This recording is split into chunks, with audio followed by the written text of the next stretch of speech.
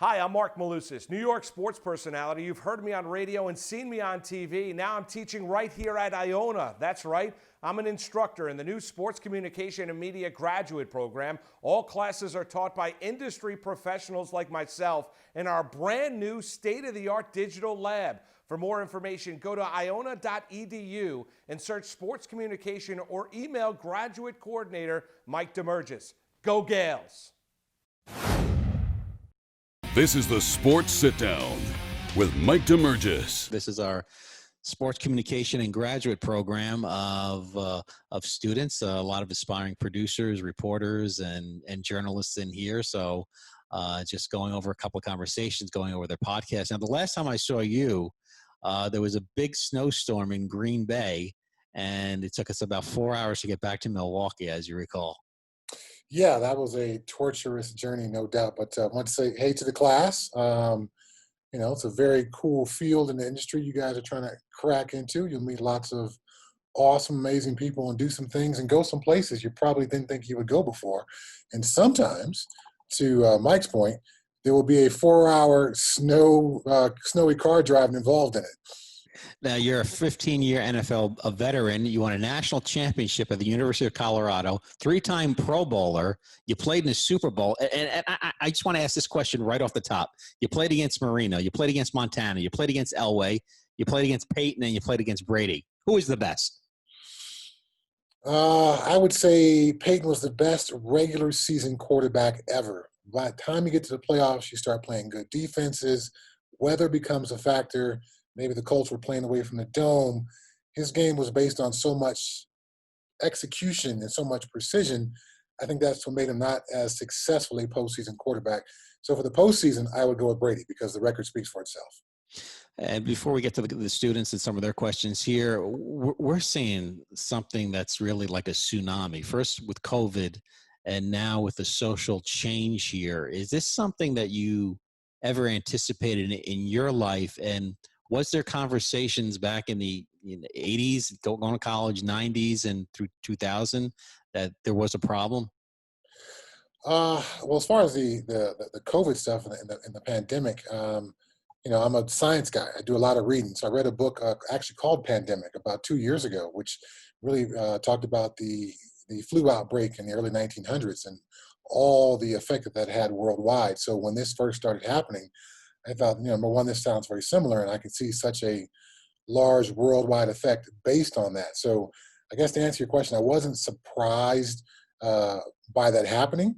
I was surprised by some of the ways we were, in action against it, or I guess in inaction against it. And then the social issues. I'm a kid with a white mom and a black dad, so social issues were a constant topic in my house. And to be reminded of, essentially how lucky I was when my parents got together in the late 60s, interracial marriage was still outlawed in some states. So more than just being frowned upon or societally, looked down upon, it was actually outlawed. So the push for civil rights has always been something where, at least in my opinion, you may make some progress, get a couple of steps forward. You have a Barack Obama as president, and you move the needle forward. And then the response is to move the needle back. Hopefully when it goes back, it doesn't go back to where it was before. It just goes back to where some progress is still being made, and there's still some hope for progress in the future. So I see us as a sports world in a really good place with all this, because the players now have more power perhaps than they ever have. So for the players of the NBA to decide to, last week, not play playoff games and then have that ripple effect go throughout not just the NBA players, but to coaches and to owners, and then go into other leagues. And now the most buttoned up sport of all, football, now participating in this. I think this is a current stage that will make some significant progress, despite the other side being, very entrenched and willing to, fight the fight. In my sports history and culture class, I talk about Jack Johnson. I, of course, talk about Joe Louis. It was democracy versus Nazism and fascism. The 1980 U.S. hockey team, probably the Lewis fight and the 1980 U.S. hockey team were the most significant events in American sports history. Then you move to the 60s and Muhammad Ali and Jim Brown doing pushing the social justice button right there in the 1960s. And then Colin Kaepernick, I mean, we're talking almost 40, 50 years later, bringing up the same issues from the 1960s. And nobody wanted to give Colin Kaepernick credit, much the way we don't want to give Ali credit back in the 1960s as far as protesting Vietnam. I mean, if Colin Kaepernick didn't take a knee, would we be where we are today with sports? I don't think so, and I don't think we would necessarily be here. Not that I would wish to give President Trump any credit in this, but I suppose to his discredit, he made this a huge issue and made it a dividing point, or an attempt at a dividing point for us nationally. I went to elementary school, junior high school, and high school with Malik Carlos, who's John Carlos's son from the '68 Olympics with the Black Power salute. So more than just, being exposed to these kind of things in my house at the dinner table, I went to friends who houses, and went to school with friends whose, conversations at the dinner table were very similar to mine. So these kinds of struggles, I'm not, so naive to think this is brand new. This has been ongoing. And again, the fits and starts and the moving of the needle backwards and forwards and all of that, I think is always going to be the case. But to answer your question directly, no, I don't think we are here today having this kind of conversation nationally, in some cases internationally, without Colin Kaepernick doing what he did. All right, let's wrap things up here with Jake. Go ahead, Jake. I just have a question with what's going on these days. Everyone's torn on it. What do you tell the people that say, like, just shut up and dribble? Some of the most iconic, not just athletes, but people within our culture refuse to shut up and do their job. Muhammad Ali is revered for what he did, internationally for what he did. Bill Russell, one of the greatest NBA players of all time, protested and boycotted a game due to civil rights issues. Jim Brown retired to get into acting, but also to spend more time, as a civil rights and a social activist. So these iconic sports figures have done this as long as there's been sports. And I know I'm missing all kind of guys there.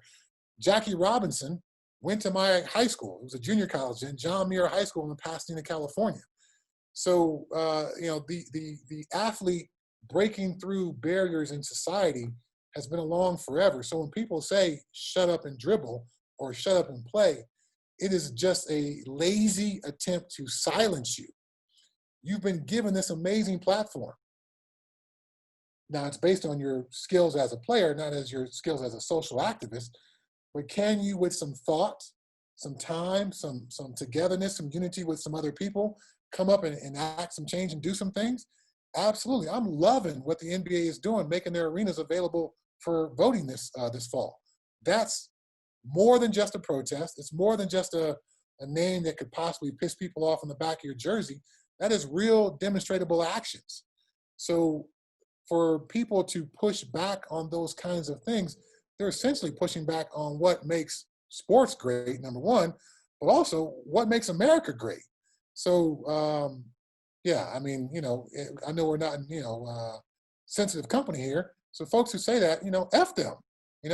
As an athlete, you have an opportunity, this limited window where your platform is elevated to say your piece.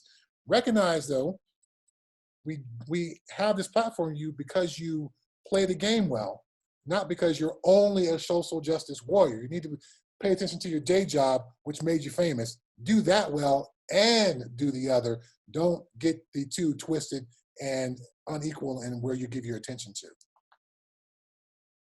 Chad, I was going to give you a final platform here if you wanted to, or that was it.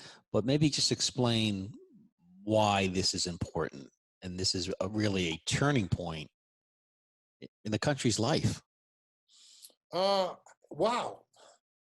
As the politics of the last couple of years, and then, I think if you're a student of politics, you can see there's obviously been some pretty divisive times. And I think now in particular, we have lost faith because it's very difficult to know politically what's actually true and what's not.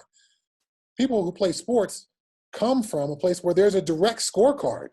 It's up there right above your head, Mike. The score is up there. We can see who wins, who loses. We can see what you do as a player. It shows up. Who you are and your character and all those things show up.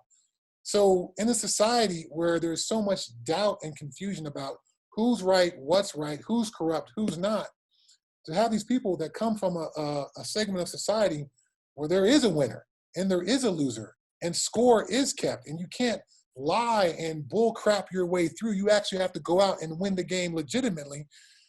These people come to us with some credibility based on just the parameters of sports.